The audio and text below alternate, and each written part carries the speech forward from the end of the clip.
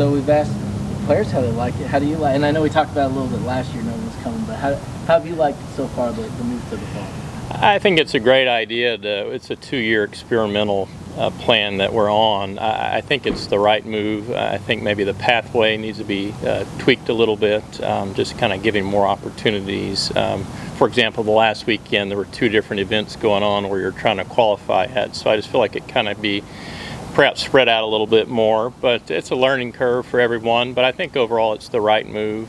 The individual season being solely in the fall and the team being solely in the spring. So I think you'll have a lot of fresher minds and fresher bodies, and I think it'll be a little bit more emphasis on it. I know last year's NCAA tournament, there were 8 withdrawals in the main draw, and one of the girls made the semifinals as an alternate. So I think it's the right move, and yeah, we're excited to see how it goes. Do you feel like with who you guys are playing in the fall this time, preparing for this compared to who you would be playing in the fall in your off season, you have a better sense of where everyone's at and kind of strengths and weaknesses at this point? Well, we've had a very challenging fall. It's the busiest fall we've ever had. Kind of our model here, we're playing a lot of professional events in the fall. It's kind of strange perhaps in a college sport, but in the sport of tennis we're allowed to do that. So I'd say half of our events this fall have been pro events. As part of why perhaps a couple other girls didn't make it from our team, but we're proud to have made 3 into the tournament, and we've been playing some high-level competition all fall, so our girls will be battle tested and match ready, and yeah, we're excited to go on Tuesday. Just what does it say about your program that you have 3 girls going? Yeah, we're very excited. You know, when Mary Stuana and Nicole Kieran, they're 2 of the best players in the nation. So I think even for Daria Smetanokoff to make it, she was playing 6th in our lineup last year, and she eventually got kind of pushed out of the lineup when we brought Carson Brandstein back. So to have an individual qualifier make it she wasn't in our lineup last year, I think it really speaks to the strength and depth of our team, and I think it speaks highly of Daria, how she embraced kind of the end of the season and really found every way to become a better tennis player. Daria's playing the best tennis she's ever had, and that makes a great honor for her to make the individual tournament. How have you seen them grow individually since this week? I feel like they've really grown in confidence. Winning the national title was a lot for us all to take in.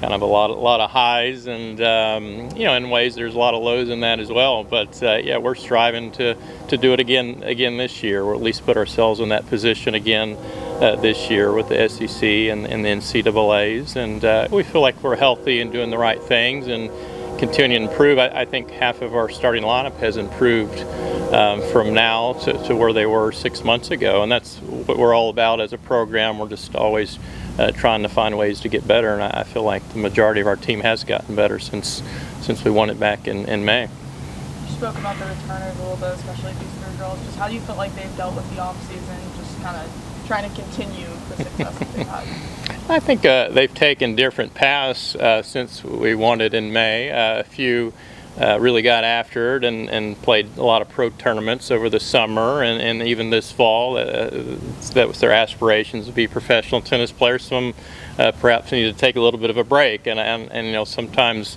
that's the right.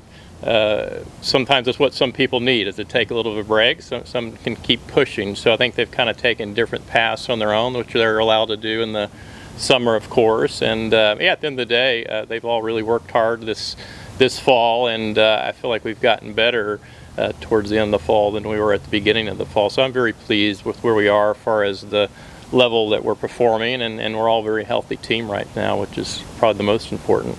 And then unveiled the non-conference slate today. Just what can you say about it? Yeah, we're excited about the non-conference schedule. Unfortunately, we had a bit of a stronger schedule. We had 3 teams back out recently, and unfortunately weren't able to replace those matches. But at the end of the day, it's a nice schedule. Everybody knows how brutal the SEC is, so I'm pleased with the non-conference schedule. And you add in the ITA kickoffs, and hopes that we'll make the national indoors again. So I'm pleased with the schedule. I know the girls are very excited to go out to Hawaii in January. That's been the big talk of the last year or so. So yeah, we're all excited for the spring schedule. Just looking at a tournament like this, it kind of, you know, maybe plants the seed, like you mentioned, that professional aspirations. looking at some of the ladies you have on this team and seeing what Carson's doing, you're pretty excited about, this program's potential to have an impact on the pro circuit in the years to come? That's a big part of our recruiting scheme. We've got a bunch of girls ranked pretty highly now in the WTA current players and players that are recently left our program, and the student athletes we're continuing to recruit. That's definitely a big part of why the girls are choosing to come here, just our work ethic, and they see some of the success out there, and yeah, we're very delighted in how everyone's taken all that in. Last one. Yeah. Jennifer, I know you signed her the other day, Texas girl. How nice is it to be able to have, I guess, the town in Texas and then be able to track them to where, we saw what obviously JC did, Jeanette, and then her coming in.